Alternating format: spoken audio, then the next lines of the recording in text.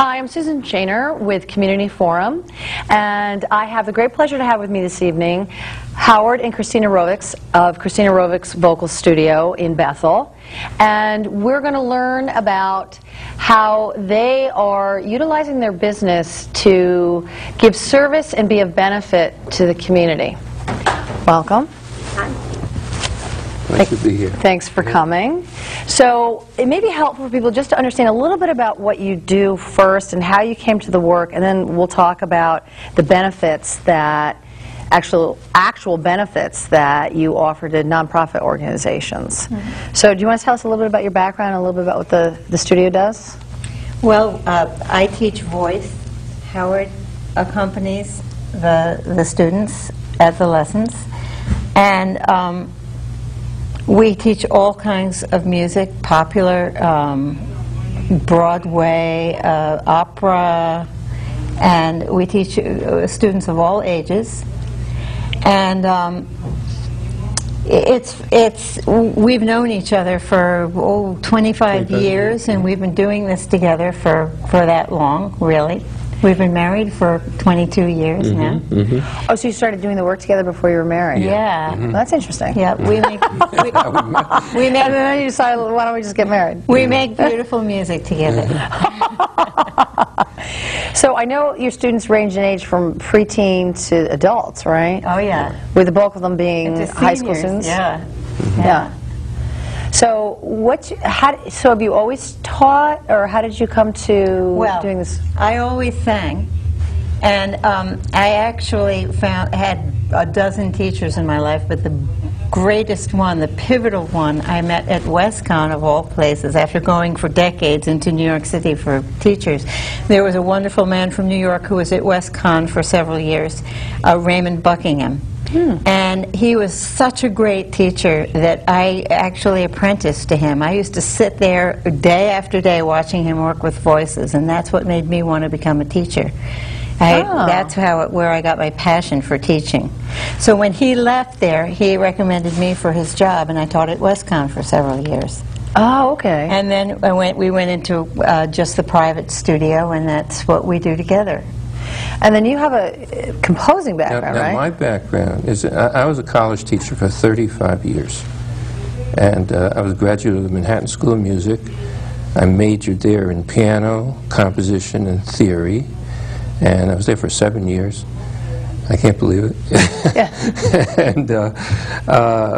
And I got a master's degree in piano, and then I went on to study with several wonderful composers and had a whole career as a composer. And then got... So you've written a lot of I've written songs? A lot of music. I have written songs, but they're the kind of music that I wrote, you would, I guess, refer to as concert music. Okay. And a lot of it is chamber music, solo music, some orchestrals, some electronic music, all kinds of things. I recorded a lot of his songs. Yeah. Oh, really? Well, sure, he wrote them for me. Yeah, that's true. That's true. So I had a career, and in 2000 I retired, and I was living in Connecticut, initially at first in Wilton, where my family grew up, and then moved to Danbury, and I taught at WestCon for a while. Same time I did. At the same time you did, and then we met in the 1980s. At the time, I was very involved in transactional analysis and Gestalt therapy. I was actually studying that in order to use those tools as a college teacher. Oh, he was doing dream workshops, and I went to a dream workshop, and and that's where we met. As soon as I found out he was a musician, I ran home and got my music, and we were off and running. Yeah, that's interesting. So the Gestalt therapy into the music in terms of improvisation, or how does that? What's the connection? I was studying all this psychology. Yeah. Because at that time, the college was trying to develop a program for adults mainly in intensive weekend education. where people would take an entire course in like 3 weekends. And very few of the teachers were able to handle a course where they'd be with a class for 6 to 8 hours a day. Yeah. They'd burn out lecturing. I was learning transactional analysis at the time at the Connecticut Psychotherapy Center, and we were going to these marathon weekends, and there was so much personal growth on so many levels taking place, and I just saw that there was a natural connection here between that kind of work that I was doing in therapy and what could be done in the classroom if the classroom was not based on lecturing, but based on experience. Okay, so experience-based learning, that's where the connection is. Experience-based learning. Okay. And he was doing so many workshops, and I was fortunate enough to go to one of those. Because as a musician, you can get so into the practice and perfectionism that you lose the joy and you begin to forget why you ever started doing this in the first place. And to go to one of his workshops was just like growing wings and fun. So you incorporate this experience-based learning when you work with your students? Oh, yeah. Very definitely. Very personal. So one of the reasons why I wanted to have you on the show is I thought it was really interesting that you create, I'm using the word create, these benefits where it gives your students an opportunity to practice with a live audience, but it also benefits the organization. Can you just tell us a little bit about how you work that? Well, you know, it started in a very small way and in a very personal way. Actually, I think the first time we did it was my daughter, who was learning jazz. And Howard offered to do a little concert with her at a local nursing home just to get her in front of an audience for the first time. Yeah. And it was a lovely experience, and we thought, wow, you know, this is something that we could do with our students. So whenever we have a student that's learning a body of work, say jazz tunes or Broadway tunes, or maybe an opera concert or art song concert. Oh, so you have a real range. Oh, yeah. Okay. We suggest that they go to, I used to do this as a singer all the time. I would approach these people and say I was available to do a concert. So now I approach them with my students. And it could be one student that has a body of work, or it could be several students doing a combined concert. And so we've done the nursing homes. We've done recently. So this is just so our audience is clear. So this is free of charge. You're like giving them a service. It benefits your students because they're practicing in front of live people. But I would imagine the nursing homes that's like a really nice. Oh, it really is. Environment, and probably maybe a gentler audience that's appreciative of having people come in. I would imagine. Yeah, and assisted living centers and things like that. Recently we did something at the Bridgewater Church, and they have a lot of programs. Howard, you know, charities. Charitable programs. One of our students was quite active. The parents and the student was quite active there. So we gave a concert over the years there. we would hear about how they'd take a trip to New Orleans to help out. This is right after, within a year after after the crisis. And then only a year ago, inner city, poverty-stricken Philadelphia. And they go there and work in soup kitchens and things of this. So this is all an extension of a church in a small town in Connecticut. Yeah. So we brought the students to give a concert of Broadway tunes. Actually, it was this one. Yeah. And it was just Singing for last Joy? month. Oh, that's nice. Yeah, in December. And these were So was it a fundraiser for the church? It was a fundraiser for the charitable programs of the church. We had so they could raise funds to go to do all these good works. Yes. Yeah. That sounds like such a great win-win. I hate to use that terminology, but it really sounds like it benefits everybody. These students were aged 8 to 28. Oh, and wow. we did some of the more recent Broadway shows, tunes from the more recent Broadway shows, like Thoroughly Modern Millie and Wicked and... So it sounds really fun and upbeat. Yeah. The kids love doing, you know, the Broadway belting kind of thing. Yeah, right. Yeah. Now again, the connection is very personal. I'm the organist at that church twice a month. Oh, you are? And when I retired from college teaching, Yeah. I asked myself, kind of intuitively, what is this one thing I want to do now that I have this free time? Yeah. And it was to really get good at the organ. And there was a wonderful concert organist in Danbury, Stephen Roberts. And I studied with him. And he really put me on the track of developing a really good organ technique. And before I knew it, I was in demand as an organist. Wow. For a while, I was the organist at St. Joseph Church, a big, relatively big church in Danbury, but I was working too hard. And then I decided to become a substitute for organists, and that's exactly what I do. Organists who need a little time off, whether it's in the summer or an emergency situation, whatever it is, they call me up and I go in there and take over for them. So with the students, when Christina's coaching them on the vocals, you do the organ but with the piano? Piano, if it's our home, in the home studio, it's the piano, or the synthesizer, which is valuable in that we can imitate, almost imitate an orchestra with it at times, really? you know, and do things with it that you can't always do on the piano, but mostly it's the piano. So then when you go out and do these concert benefits, that's what I'm calling them, is that kind of accurate? It's almost always the piano. It's the piano. Yeah, it's almost always that. And then, so how often do you do these benefits? A few times a year. So how, like, we try. I mean, now the economy is picking up. I mean, that was an issue. The economy. We had a good, sustaining practice for almost 20 years by word of mouth, starting in the 1980s, right up until about 2007. And then suddenly in 2008 there was a huge drop-off. So you experienced it like everybody else.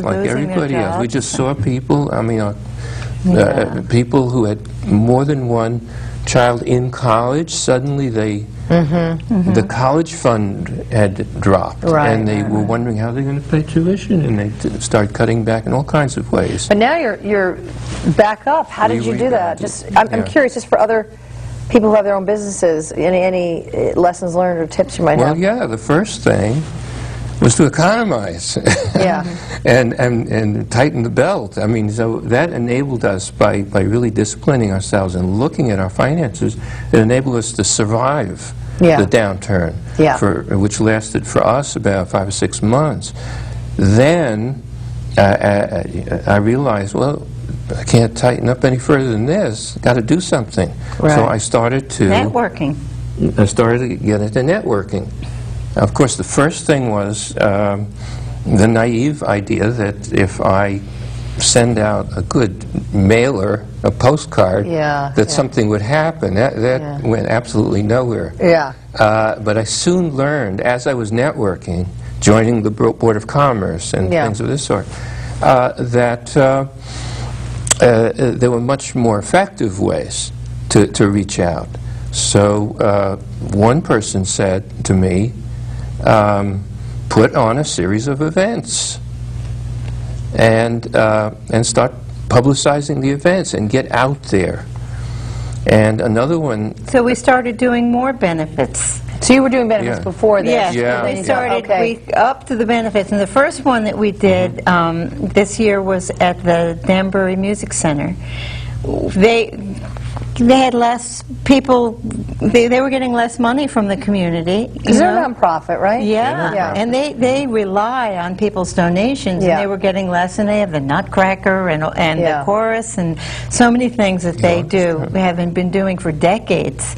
So they were only too happy to have us do a benefit there for them. And so we had colleagues, I actually sang, Howard played, and we had some colleagues, and we gave a classical, an operatic concert at the Danbury Music Center, and that was a benefit. So sometimes we're in there doing it ourselves. So when you decide you want to do a benefit or approach an organization, how does it work? Do they contact you? Do you have people that now solicit Well, they you? could, but But you usually approach the Yes. organization saying, hey, we'd like to do this? Yes. Yes, And then- and there's usually a personal contact somewhere, you know, either a student or, you know, someone that has somebody, for example, in a nursing home, or somebody that belongs to a church, or the Danbury Music Center. Of course, we've been done it for involved so in many them. years. Yeah, for many years. We've given concerts there, and we've donated there for many years. So do your students also come up with ideas in terms of where they'd like to try and sing? You know, what kind of audience they want to try and practice with? Well, not really. We usually come up with the ideas and the opportunities. And as a matter of fact, we usually come up with the ideas for what they're going to sing. A lot of them, it's so funny when they say they want to take voice lessons, and I say, well, what kind of music do you like? They always say everything, and I come to find out that that's everything that they hear on the one radio station that they listen to. So it's really not everything. They've never heard anything. It's not. And we like to really open them up to their ears to all kinds of music. Well, so, like, how would you, like, somebody, do you ever have anybody come to you who says, I'm tone deaf, I can't sing, and, you know, Well, or is everybody that is already a good singer? well, you know, I was almost going to say they're usually pretty good singers, but some of them have really surprised me. I've had people that you could barely tell at the first lesson. And that have come a very, very long way. And, you know, I always say that the second lesson is the most important, because very often you'll get somebody that'll just knock your socks off at the first lesson, but you find out by the second lesson that they're not willing to work very hard. Oh, really? They just got the raw talent, and that's it. It's what they do with what you give them to take home that, you know. Oh, that's interesting. Yeah. So you see who's really made of, you know, the stuff. Exactly. It takes more than a voice.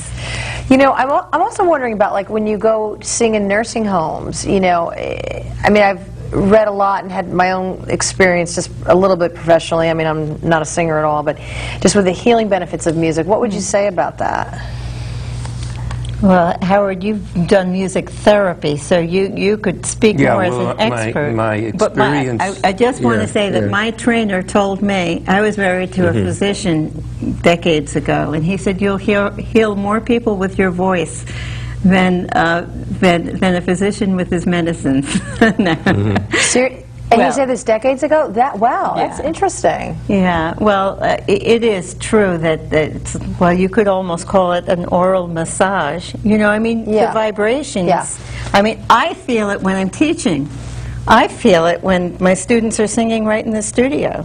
Yeah. It's exhilarating, it's calming, it brings you to tears. I mean, it definitely affects your emotions. I mean, I'm sure everybody's does. experienced that at some level, whatever the, you know, emotive is for that particular piece of music. But you've actually practiced music therapy? I'm not a music therapist per se. Okay. But I actually did pull together a music therapy program at the college where I taught. And I taught a basic course in music therapy a number of times, an introductory course, and I hired music therapists to teach the more hands-on, serious level of work with people who had serious impairments, and where music therapy benefits them. So I did have my exposure to music therapy, and it's a very noble profession. So how did you come across that, having It grew taught music organically out of my studies in Gestalt and transactional analysis. Okay. And as I was doing that and beginning to bring that into the college environment, and there was a lot of resistance, by the way. Oh, interesting. Yeah, that's interesting. Because I thought, no, the academic environment. Let's get the psychology out of it. Let's just stick with the music. Yeah, and the TA and the Gestalt environment are very different, very, very different. They don't usually go together that easily. But one area in which they did allow it, the administration, let's say, allowed it to come together, was in the area of arts therapies. Yeah.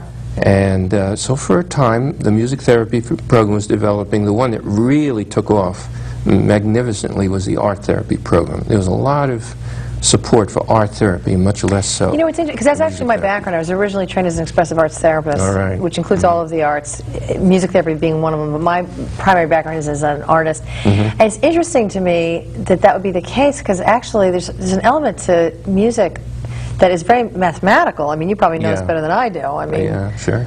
You know, that it could be sort of come in through that door, you know, that's not so threatening, but you're saying people were just thought, what do they think, it was wacky, or what do they think? Well, no, I mean... They just want to stick to more of the academic? Yeah, they want the more academic. They like to have people take their hour in the classroom and then go on to another course and another course and another course. But not get into the experience and feeling piece of it. Not into such immersion as you tend to get in music. But you know, something that really did affect me has to do with my education, my college education. At a place like the Manhattan School of Music, a lot of the training was one-on-one, or in very small groups. So more of like a mentoring kind a lot of mentoring. And the relationship that you form with, it's interesting, I studied with Robert Goldsand. He's probably, few people know who he was anymore. He lived in Danbury. He was one of the greatest concert pianists of his day. Wow. And a European who had escaped from the horrors of the Second World War and transplanted himself in the U.S. And that relationship that you form with certain of these people, like Goldsand, like Vittorio Giannini, another great European composer. I came from a generation of American students who were being taught by these great European musicians. After the Second World War, you know, that had a personal effect on forming who I am and what my concerns are in life. You know, I guess I'm a humanist in that sense. And so you wanted to bring more of that humanist sense to your teaching. That's right. That's right. What would you would you add anything to that, Christina, in terms of how you're both collaborating and practicing today? Well, that's what we do. That's what we do. So it sounds like you really try to bring your students' interests in life to the work. People come for voice lessons for many, many different reasons. Some of them, you know, you asked me, you know, about the talent level. But, and some of them you might wonder why they persist so much. Because of the obstacles. Because maybe they're not the most talented, but they have the interest and drive. You just don't know. And it's so humbling to me as a teacher because, and I find this true in life also, you really do not know the effect that you have on people. You can't ever know. And it's such a privilege to have the trust of these people in something that's so vulnerable as the voice.